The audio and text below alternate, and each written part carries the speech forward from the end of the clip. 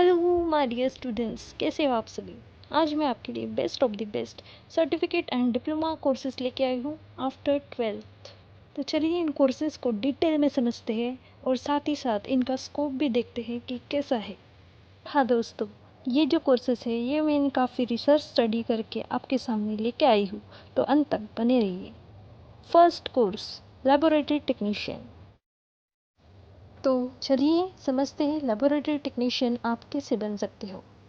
अगर आपने 12th में पीसीएम, पीसीबी या फिर अपने ग्रेजुएशन बीएससी एमएलटी में किया है तो आप भी बन सकते हो लेबोरेटरी टेक्नीशियन। और सबसे इम्पोर्टेंट सवाल, क्या इसमें नीट लगती है? The answer is no. और हाँ, ये कोर्स आप गवर्नमेंट और प्राइवेट दोनों जगह से कर सकते हो। इसका अगर आप डिप्लोमा करते हो तो वो 2 साल का और डिग्री करते हो तो वो 3 साल की रहेगी। इस कोर्स में आपको ब्लड से रिलेटेड चीज़ें, साथ ही साथ ह्यूमन एनाटॉमी एंड फिजियोलॉजी और साथ ही साथ केमिकल्स वगैरह पढ़ाए जाएंगे, जो कि टिपिकल पैरामेडिकल सब्जेक्ट्स हैं उनका पार्ट है। तो चलिए अभी बात करते हैं दूसरे पैरामेडिकल कोर्स की, जो कि है एक्सरे टेक्नीशियन।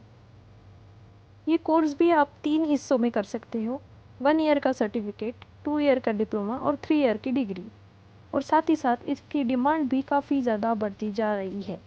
इस कोर्स में आपको human skeleton system, human body की एनाटॉमी एंड फिजियोलॉजी, इसके साथ ही आपको X ray room and also X ray machine जो कि कैसे ऑपरेट करनी है ये भी आपको डिटेल में सिखाया जाता है। इस कोर्स की दोस्तों सिर्फ एक चीज़ जो मुझे बिल्कुल पसंद नहीं, वो है रेडिएशन। कंटिन्यू एक्सरे के कांटेक्ट में आने से आपको रेडिएशन का सामना भी करना पड़ता है। हालांकि आपको लीड गाउन दिया जाता है ताकि आपका बचाव हो सके, पर फिर भी रोज़ के इस्तेमाल से आपके अंदर कुछ ना कुछ तो रेडिएशन आ ही जाते हैं, जो कि लॉन्ग टर्म के लिए आपके बॉडी के लिए अच्छा नहीं है। चलिए देखते हैं नेक्स्ट कोर्स, ईसीजी टेक्नीशियन। ये कोर्स आपको सर्टिफिकेट, डिप्लोमा और डिग्री तीनों फॉर्म में मिल जाएगा। इस कोर्स को करने के बाद आप कार्डियोलॉजिस्ट या फिर हार्ट सर्जन के अंडर काम करते हो। अदर पैरामेडिकल कोर्सेज में जैसे सब्जेक्ट हैं वैसे ही सेम सब्जेक्ट आपको इस पैरामेडिकल कोर्स में भी मिल जाएंगे, पर इनका ज़्यादातर वेटेज हार्ट एंड उसके रिलेटेड होता है। चलिए अभी देखते हैं नेक्स्ट कोर्स, डेंटल टेक्नीशियन। ये कोर्स भी आप सर्टिफिकेट, डिप्लोमा और डिग्री के जैसे कर सकते हो। इसमें आप डेंटल लेबोरेटरीज में काम करते हो, साथ ही साथ आप डेंटल सर्जरीज भी असिस्ट करना यहाँ पे सीखोगे। तो चलिए अभी मैं बताती हूँ कि अभी तक मैंने जितने भी कोर्सेज बताए उनकी सैलरी क्या होगी। ये डिपेंड करता है कि गवर्नमेंट हो तो 30 से 50 and in private 10 to 20 as per your city. यानी कि आप मेट्रो सिटी में हो तो ये ज़्यादा होगा और आप लोकल में हो तो ये कम होगा। अरे रोना मत, अभी कोर्सेज ख़त्म नहीं हुए हैं। पर कुछ लोगों का कहना हो सकता है कि इनके अलावा कोई पैरामेडिकल कोर्सेज नहीं होते। जी होते हैं और इनकी लिस्ट आपके सामने है। पर मैंने जो अभी आपको पैरामेडिकल कोर्सेज बताए हैं वो द बेस्ट है। उन पर मैंने काफ़ी रिसर्च की है, काफ़ी ज़्यादा रिसर्च के बाद वो आपके सामने मैं प्रेजेंट कर पाई हूँ। तो चलिए अभी मैं आपको बता रही हूँ नॉन मेडिकल कोर्सेज, यानी कि ये कोर्सेज मेडिकल फील्ड से काफ़ी अलग है। First one is stenography.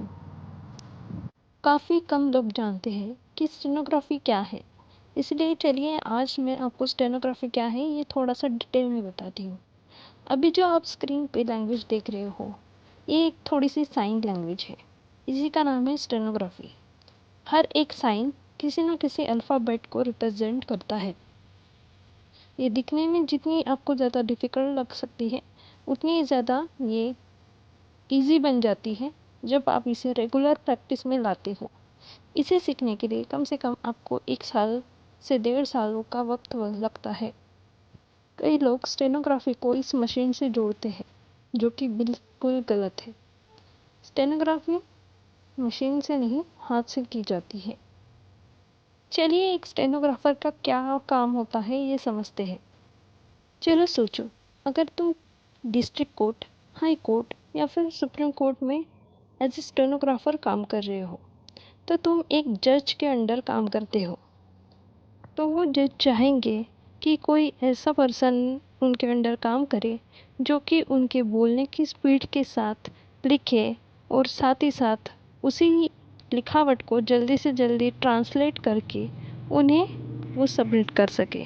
इसीलिए स्टेनोग्राफी की स्टार्टिंग स्पीड 60 से फिर 80 फिर 100 और फिर 120 इतना लेवल होता है।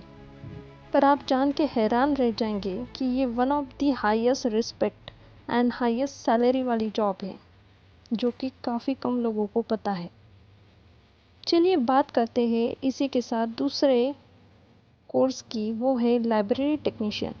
हाँ, सही सुन रहे हैं, लेबोरेटरी टेक्नीशियन नहीं, लाइब्रेरी टेक्नीशियन। एक ऐसा इंसान जिसे पता है कि लाइब्रेरी में कौन सी बुक किस कोने में रखी है, जो हर नए बुक का और हर पुरानी बुक का हिसाब रखे, वो होता है लाइब्रेरी टेक्नीशियन। इसका कोर्स आप 6 मंथ या फिर 1 ईयर का सर्टिफिकेट, 1 या फिर 2 ईयर का डिप्लोमा और 3 ईयर की डिग्री ऐसे कर सकते हो। साथ ही साथ ये आप government as well as private से भी कर सकते हो। एंड जॉब की बात करें तो गवर्नमेंट एंड प्राइवेट दोनों जगह पे काफ़ी ज़्यादा डिमांड देखी जा रही है। So thank you guys. And अभी भी आपको अगर कोई कन्फ्यूजन हो तो कमेंट में ज़रूर पूछिए। धन्यवाद।